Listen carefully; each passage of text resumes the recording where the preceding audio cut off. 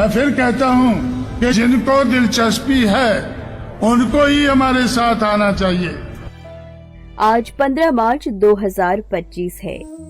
ये वो ऐतिहासिक तारीख है जब 91 साल पहले यानी कि 15 मार्च 1934 के दिन बृहस्पतिवार को सुबह 7 बजे माता बिशन कौर की कोख से एक अद्वितीय बालक के रूप में उनकी पहली संतान का जन्म उनके ननिहाल बुंगा साहब में हुआ था। बुंगा साहब में उन दिनों एक मशहूर संत हुआ करते थे जिनका नाम था कांशीराम। इलाके में कोई भी ऐसा व्यक्ति नहीं था जो संत कांशीराम को न जानता हो। इस अद्वितीय बालक की नानी ने कहा था कि मैं तो अपने बालक का नाम कांशीराम ही रखूंगी। मतलब ये है कि ये भी संत कांशीराम की तरह ही दुनिया में बड़ा मशहूर होगा और खूब नाम कमाएगा। जी हाँ, हम बात कर रहे हैं मान्यवर कांशीराम साहब की। जिस समाज की गैर राजनीतिक जड़ें मजबूत नहीं होती हैं, उस समाज की राजनीति कामयाब नहीं हो सकती। बुंगा साहब जहां मान्यवर कांशीराम साहब का जन्म हुआ, ये स्थान उनके पैतृक गांव खवासपुर से 25 किलोमीटर की दूरी पर है। इस अद्वितीय बालक कांशीराम ने जैसे ही भोर में अपने जन्म लेते ही पहली किलकारी भरी तो जैसे कह रहा हो कि बाबा साहेब आपके अपमान और छल बल का बदला चुकाने के लिए मैं आ गया हूँ। अगर हमें अम्बेडकर का सपना साकार करना है। माता बिशन कौर और पिता हरि सिंह के घर रामदसिया चमार समुदाय में जन्मे इस अद्वितीय बालक के 3 भाई और 4 बहनें थीं, जिनमें मान्यवर कांशीराम साहब सबसे बड़े और सबसे लाडले थे। शिक्षा के मामले में मान्यवर कांशीराम साहब एक होनहार छात्र माने जाते थे। तत्कालीन समय में रोपड़ के रामदसिया सिख पंथ में BSc तक पढ़ाई करने वाले अकेले मान्यवर कांशीराम साहब ही थे।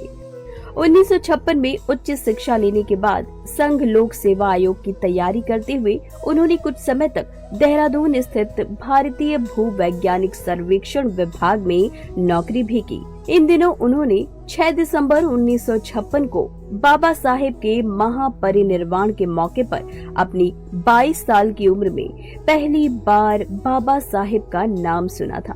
देहरादून में 2 साल नौकरी करने के समय ही 1958 में महाराष्ट्र के पुणे शहर स्थित केंद्र द्वारा संचालित centre institute of military explosive में उन्हें संशोधन वैज्ञानिक के तौर पर उच्च अधिकारी के रूप में नौकरी का बुलावा आता है और मान्यवर कांशीराम साहब पुणे आ जाते हैं। वहीं पुणे शहर जो कभी 1932 में अंबेडकर और गांधी के समझौते का साक्षी बना था, आज ऐसा महसूस होता है कि ये मात्र संयोग नहीं है, अपितु प्रकृति ने किसी महत्वपूर्ण कार्य के लिए स्वयं ये आयोजन रचा था। किसी नए पर्व के आगमन का ये शुभ संकेत था। भारत माँ के सच्चे सपूतों शत शत तुम्हें नमन है हो। पुणे नौकरी के दौरान 1963 और 64 में एक ऐसी घटना घटी जिसने मान्यवर कांशीराम साहब के जीवन को एक नया मोड़ ही दे डाला। दरअसल central institute of military exclusive में 1963 के अंतिम माह में साल 1964 की जो छुट्टियां तय की जा रही थीं, उनमें बाबा साहेब डॉक्टर भीमराव अंबेडकर की जयंती और बुद्ध जयंती की छुट्टियां रद्द कर दी जाती हैं। इसके स्थान पर तिलक जयंती और दीपावली की एक अतिरिक्त छुट्टी और बढ़ा दी जाती है।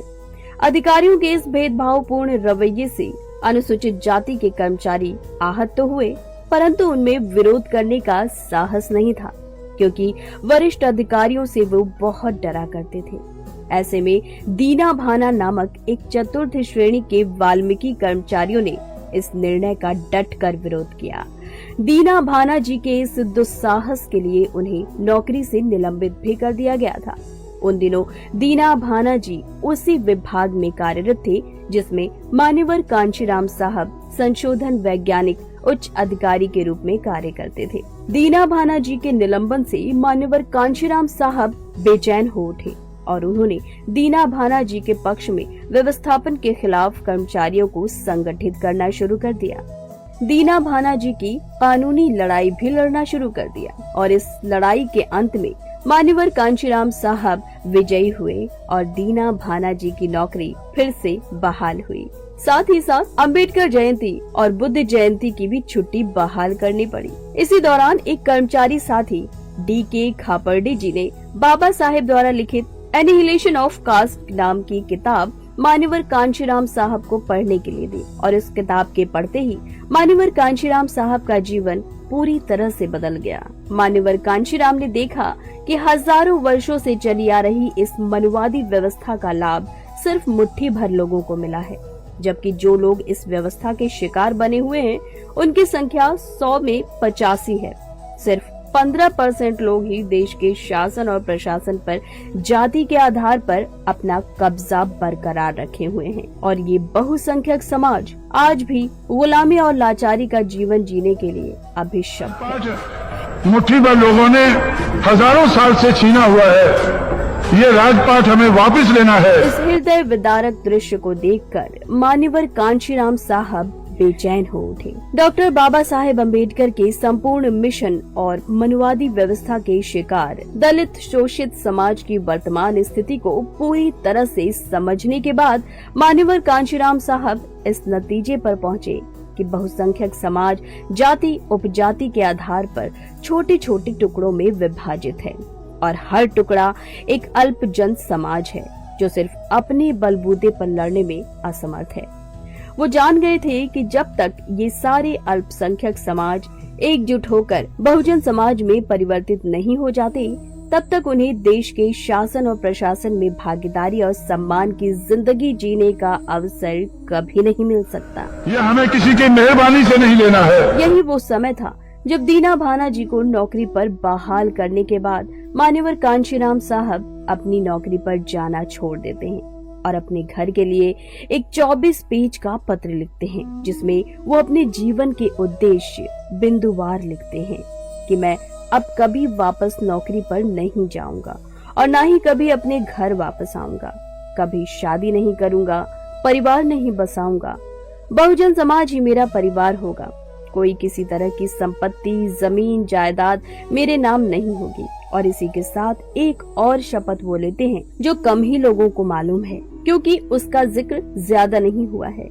साल 1982 में आगरा की एक मीटिंग के दरमियान, जिसमें कि मैं खुद भी मौजूद था, उन्होंने बताया था कि मैंने सामाजिक व्यवस्था परिवर्तन एवं आर्थिक मुक्ति के एक ऐसे काम को अपने हाथ में लिया है, इसलिए वो कहीं भी और कभी भी मेरी हत्या कर सकते हैं, अतः मेरा कफन हर वक्त मेरे साथ होगा। 24 पेजी पत्र में लिखी मान्यवर कांशीराम साहब अपनी कस्मों के प्रति इतने दृढ़ निश्चयी थे कि 25 अक्टूबर 1982 को जब मान्यवर कांशीराम साहब के पिताजी की हार्ट अटैक के कारण मृत्यु हो जाती है, तो उस समय अपने गांव खवासपुर में मान्यवर कांशीराम साहब पंजाब के जालंधर में मात्र 100 किलोमीटर की दूरी पर होने के बावजूद भी, घर से बार बार बुलावा आने के बाद भी कांशीराम साहब घर नहीं गए। 3 दिन तक उनके पिताजी का शव घर पर ही रखा रह गया। मान्यवर कांशीराम का इंतजार होता रहा, लेकिन कांशीराम साहब घर गए तो गए ही नहीं। जिंदगी का बहुत सा समय समाज की गैर राजनीतिक जड़ों को मजबूत करने में लगा। यूं ही कोई कांशीराम नहीं बन सकता। अब कुछ मान्यवर कांशीराम साहब के द्वारा बनाए गए संगठनों के बारे में आपको बताते हैं। साल 1973 में अपने चंद साथियों के साथ पुणे छोड़ने के बाद दिल्ली के 5323 हरध्यान सिंह रोड, रैगपुरा, करोल बाग में उन्होंने 2 छोटे छोटे कमरों में अपना कार्यालय स्थापित किया था। इसी कार्यालय से पूरे देश भर का दौरा करते हुए 5 साल में मान्यवर कांशीराम साहब ने 5 लाख सरकारी कर्मचारियों को अपने बहुजन आंदोलन से जोड़कर 6 दिसंबर 1978 को बर्थ ऑफ बामसेफ घोषित कर दिया था। इसके बाद 6 दिसंबर 1981 को मान्यवर कांशीराम साहब DS4 यानी कि दलित शोषित समाज संघर्ष समिति को बनाते हैं। इसके 2 साल बाद ही 6 दिसंबर 1983 को मान्यवर कांशीराम साहब बहुजन समाज पार्टी की स्थापना करने वाले थे, लेकिन कुछ तैयारियां अधूरी रह जाने के कारण ऐसा नहीं हो सका। फिर वो BSP की स्थापना लगभग 4 महीने बाद बाबा साहेब के 93 जन्मदिन के मौके यानी 14 अप्रैल 1984 को करते हैं। 6 दिसंबर 1992 को DS4 के निर्माण के ठीक 11 साल बाद बाबरी मस्जिद का विध्वंस किया जाता है। ये तारीख बड़े सोच समझकर दलितों और मुसलमानों को भयभीत करने के लिए चुनी गई थी। जरा इससे भी समझिएगा कि बाबा साहेब ने संविधान को सौंपते हुए किसी सड़क चौराहे पर नहीं बल्कि पार्लियामेंट असेंबली में कहा था कि कल से हम दो धारी जिंदगी में प्रवेश करने जा रहे हैं, जहां हमें लोकतंत्र में एक वोट एक कीमत की समानता प्राप्त होगी। अगर हम इस सामाजिक गैर बराबरी विषमता को शीघ्र ही दूर नहीं कर पाए तो इस विषमता से पीड़ित लोग इस खूबसूरत संवैधानिक व्यवस्था के ढांचे में पलीता लगा देंगे। मान्यवर कांशीराम साहब के इस बहुजन आंदोलन से दलित और मुसलमान आपस में भाईचारा बनाते हुए नजदीक आ रहे थे। गैर बराबरी वाली विषमता पर आधारित सामाजिक व्यवस्था में कहीं ये दलित और मुसलमान आगे चलकर एक होते हुए पालीता न लगा दें, इसलिए दलित और मुसलमान दोनों को आतंकित करने के लिए बाबा साहेब के महापरिनिर्वाण वाला 6 दिसंबर 1992 तारीख चुनी गई थी। इधर अयोध्या में बाबरी मस्जिद का विध्वंस होता है। कम लोगों को ही जानकारी है कि बाबा साहेब और मान्यवर कांशीराम साहब में एक बहुत ही बड़ा बौद्ध धम्म का साम्य था। बाबा साहेब 5 दिसंबर 1956 को लॉर्ड बुद्धा एवं हिज धम्मा की प्रस्तावना लिखकर 6 दिसंबर को चिर निद्रा में सो जाते हैं। उन्हें 5 दिसंबर और 6 दिसंबर के मध्य केवल एक रात्रि के कुछ पल मिले थे। वही मान्यवर कांशीराम साहब ने 8 अक्टूबर 1981 को बुद्धिस्ट रिसर्च सेंटर यानी BRC की स्थापना करी थी। इसके ठीक 25 साल बाद 9 अक्टूबर 2006 को मान्यवर कांशीराम साहब भी चिर निद्रा में सो जाते हैं। जहां बाबा साहेब को सिर्फ एक रात का समय मिलता है, वहीं मान्यवर कांशीराम साहब को 25 साल का समय मिलता है, जिसमें मान्यवर कांशीराम ने बौद्ध धम्म से प्रेरित अपने बहुजन आंदोलन को कन्याकुमारी से करगिल तक, कच्छ से कोहिमा तक देशव्यापी स्तर पर विस्तारित किया था। जरा सोचिए, दोनों महान पुरुषों के व्यक्तित्व में कितना अद्भुत बौद्ध धम्म का साम्य रहा होगा। इन 25 सालों में मान्यवर कांशीराम साहब ने बाबा साहेब के सपनों के प्रबुद्ध भारत की राजनीतिक दिशा और दशा को ही बदल कर रख दिया। गंभीरता से देखा जाए तो आज हमारे भारत देश की राजनीति मान्यवर कांशीराम साहब के सुझाए दर्शन के हिसाब से ही चल रही है। ऐसे बहुजनों के मसीहा को हमारा शत शत नमन है। इसी के साथ अपनी आज की बात को समाप्त करते हुए मैं सीमा शाही आपसे इजाजत लेती हूँ। आपको बता दें कि अभी जो कुछ भी आप सुन रहे थे, ये सब सिंह साहब के विद्यालय से के लेखक श्रीमान सोबरन सिंह जी का लेखन था और इसके प्रस्तुतकर्ता थे श्री अरविंद कुमार जी।